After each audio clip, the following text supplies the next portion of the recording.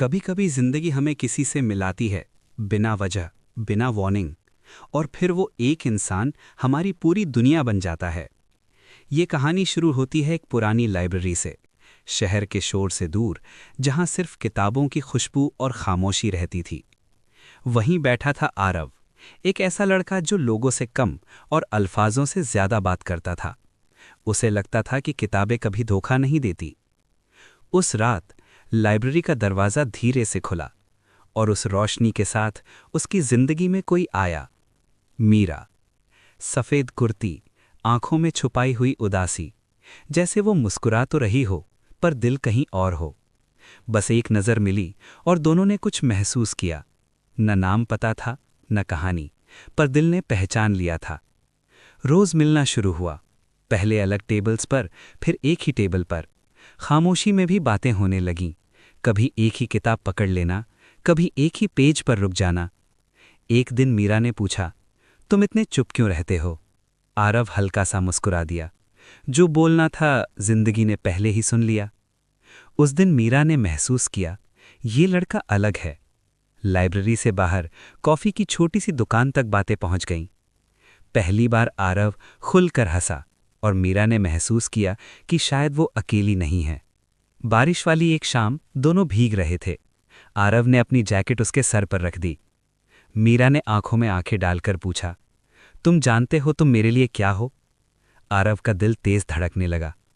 क्या? मीरा मुस्कुराई, तुम मेरी सबसे खूबसूरत आदत हो। उस पल आरव को समझ आया, वो मोहब्बत कर चुका है। पर हर कहानी हमेशा एक सी वही रहती। एक दिन मीरा लाइब्रेरी नहीं आई, अगले दिन भी नहीं, और उसके बाद भी नहीं। आरव रोज इंतजार करता रहा। हर खुलती हुई डोर पर उसकी नजर जाती, पर मीरा नहीं आई।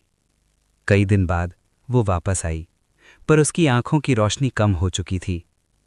आरव, मुझे तुमसे कुछ कहना है। उसकी आवाज कांप रही थी। मेरी शादी फिक्स हो चुकी है, 2 महीने बाद। उस पल आरव ने महसूस किया जैसे वक्त रुक गया हो। दिल टूटने की आवाज नहीं आती, पर उस दिन आरव ने उसे महसूस किया। तुमने बताया क्यों नहीं? उसने धीरे से पूछा। मीरा की आंखों से आंसू गिर गए। क्योंकि तुमसे मिलने के बाद मैं भी नहीं चाहती थी कि ये सच सच रहे। आखिरी दिन, वही लाइब्रेरी, वही टेबल। मीरा ने एक किताब उसके हाथ में दी। अंदर एक छोटा सा लेटर था। तुम मेरी जिंदगी का सबसे खूबसूरत चैप्टर हो। मुझे पाने से ज्यादा तुमने मुझे समझा, और शायद वही काफी है। मीरा चली गई, इस बार बिना पीछे देखे। आरव ने रोका नहीं, क्योंकि कभी कभी प्यार का सबसे बड़ा सबूत किसी को आजाद छोड़ देना होता है। आज भी आरव उस लाइब्रेरी में आता है, वही कुर्सी, वही टेबल।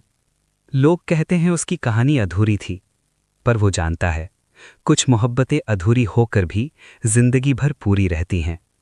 और अगर आपने भी कभी ऐसा प्यार महसूस किया है, तो शायद आप समझ गए होंगे, मोहब्बत पाना जरूरी नहीं होता, महसूस करना काफी होता है।